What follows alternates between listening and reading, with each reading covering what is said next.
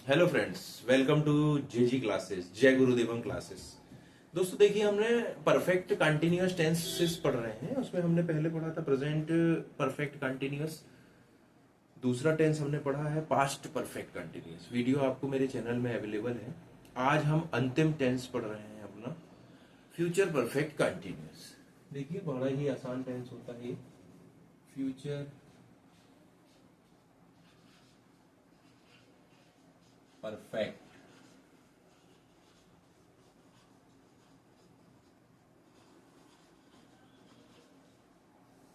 Continuous tense. ठीक है, अब मैं इसकी आपको बताता हूं पहचान। अब पहचान तो पहले मैं आपको लिख देता हूं, फिर मैं समझाता हूं आपको।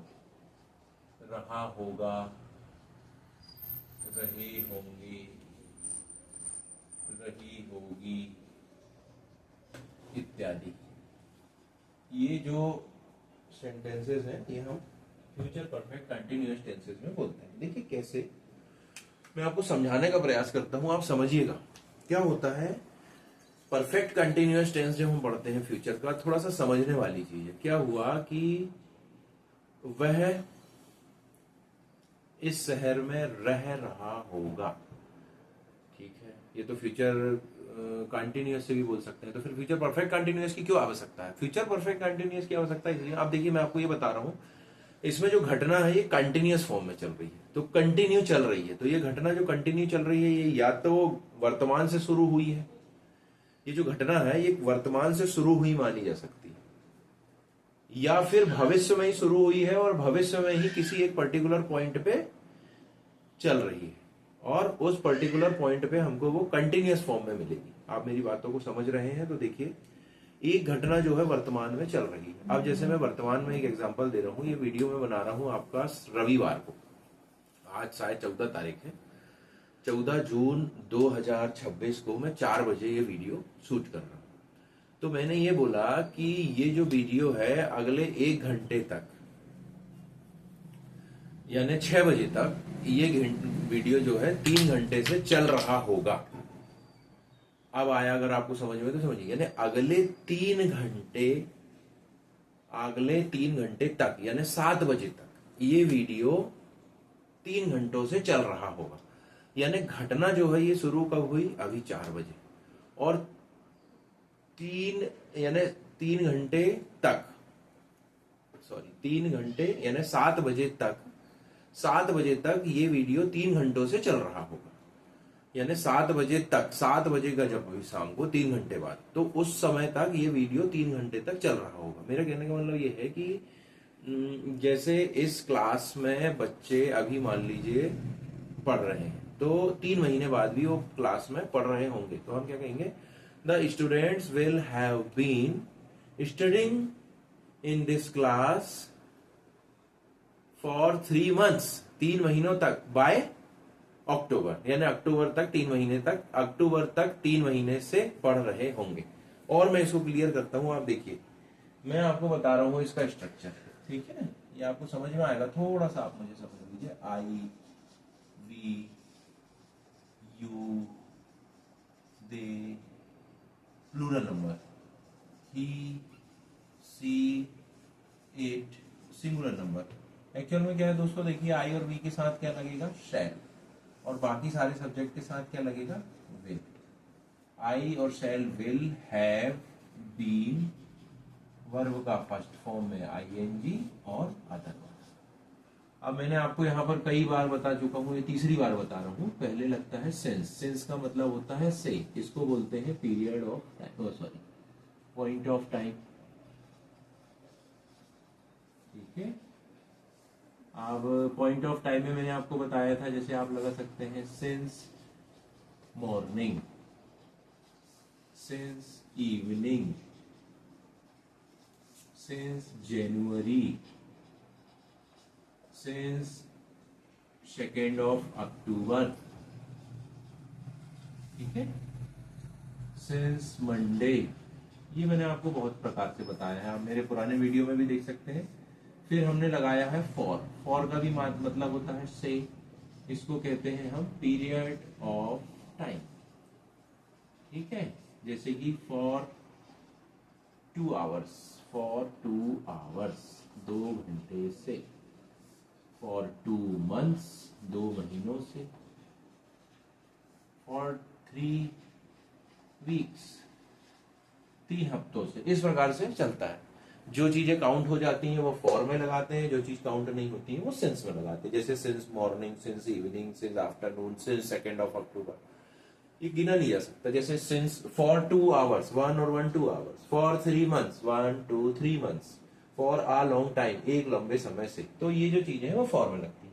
अब ये तो हम समझ गए। अब मैं आपको ऐसा कहता हूं, देखिए कि मेरे को, मैं पढ़ा रहा हूं दोस्तों, मैं आपको बताऊंगा, मैं आपको पढ़ा रहा हूं 2009 से मैं पढ़ाता हूं, ठीक है। तो अभी चल रहा है 2026, तो 17 साल लगभग ये हो गया है मेरे को टीचिंग करते हुए। यानी 2027 में मुझे 18 साल हो जाएंगे, है ना। तो अब मैं ऐसा कहता हूं 2027 तक मैं अंग्रेजी 17 सालों से पढ़ा रहा होऊंगा। देखिए सर, आया आपको समझ में क्या हुआ ये? मैंने कहा 2027 तक, अभी फ्यूचर है, 2027 तक मैं अंग्रेजी 17 सालों से पढ़ा रहा होऊंगा, ठीक है। तो फ्यूचर में ये चीज कंटिन्यूअसली चलती रहेगी। तो इसके कैसे सेंटेंसेस बनाएंगे हम? देखिए, ये 2027 तक, इसको अंग्रेजी में ऐसा कहते हैं बाय 2027।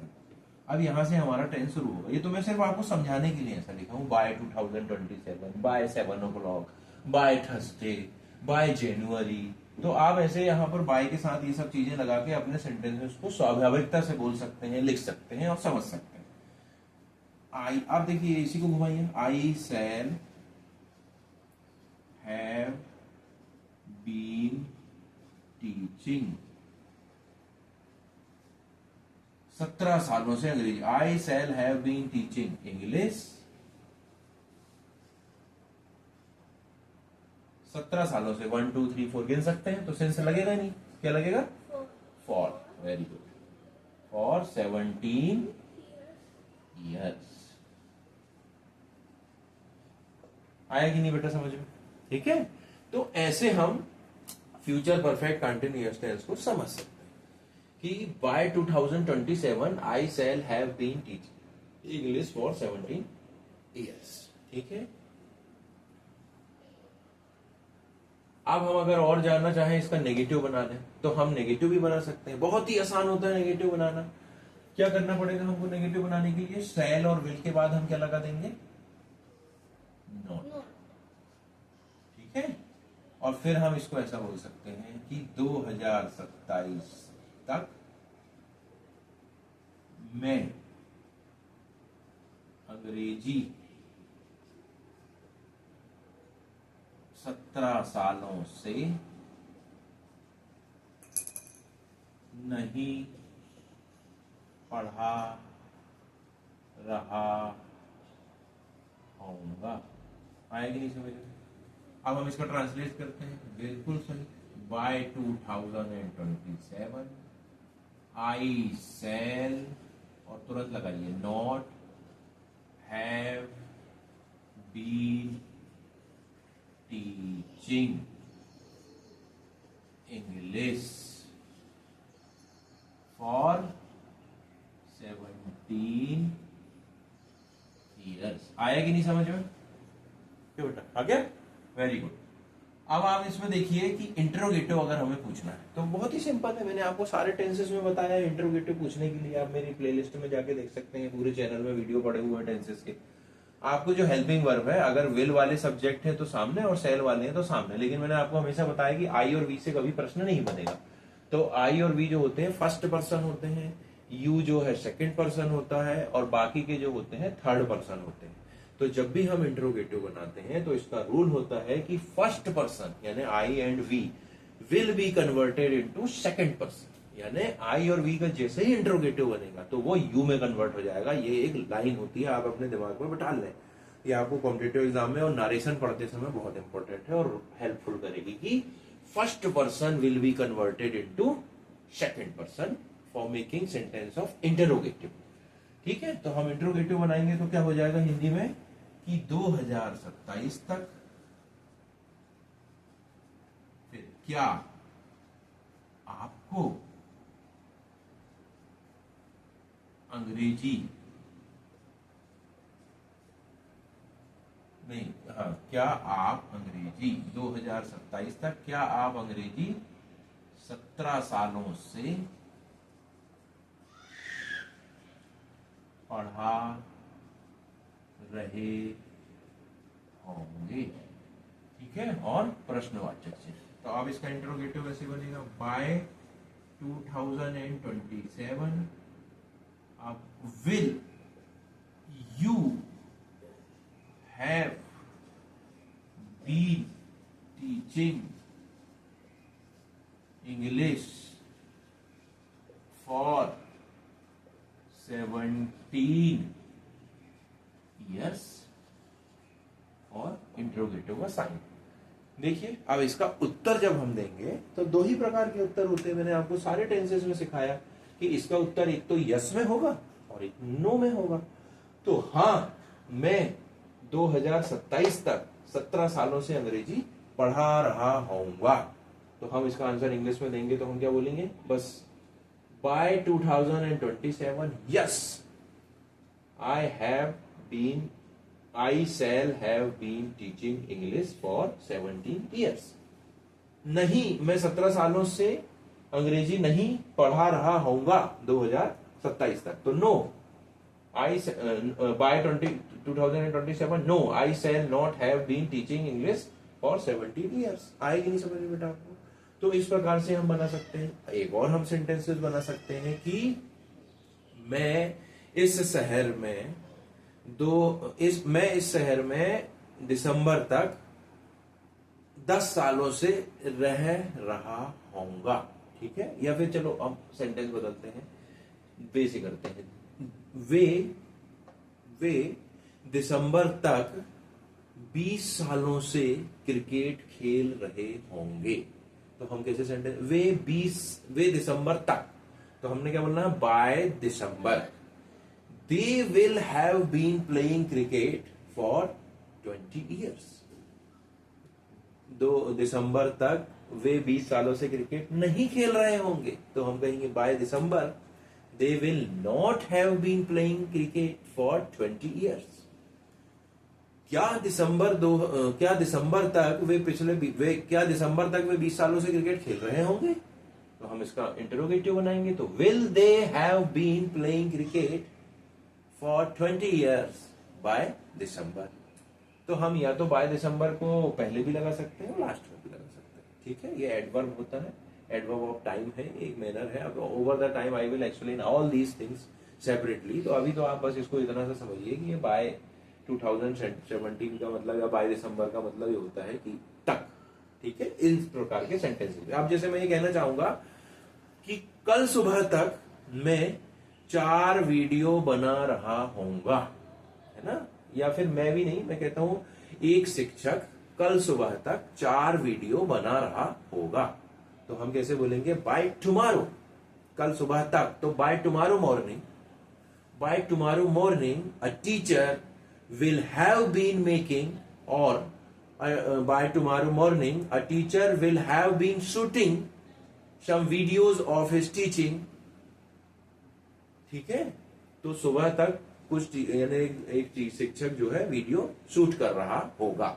अब मैंने इसमें सेंसर फॉर नहीं लगाया। चलिए अब मैं ऐसा बना लेता हूं कि कल सुबह तक एक शिक्षक 6 घंटों से वीडियो बना रहा होगा।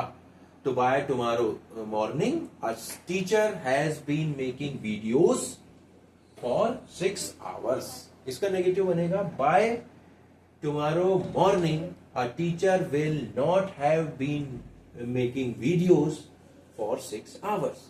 क्या कल सुबह तक एक शिक्षक 6 घंटे से वीडियो बना रहा होगा क्वेश्चन मार्क।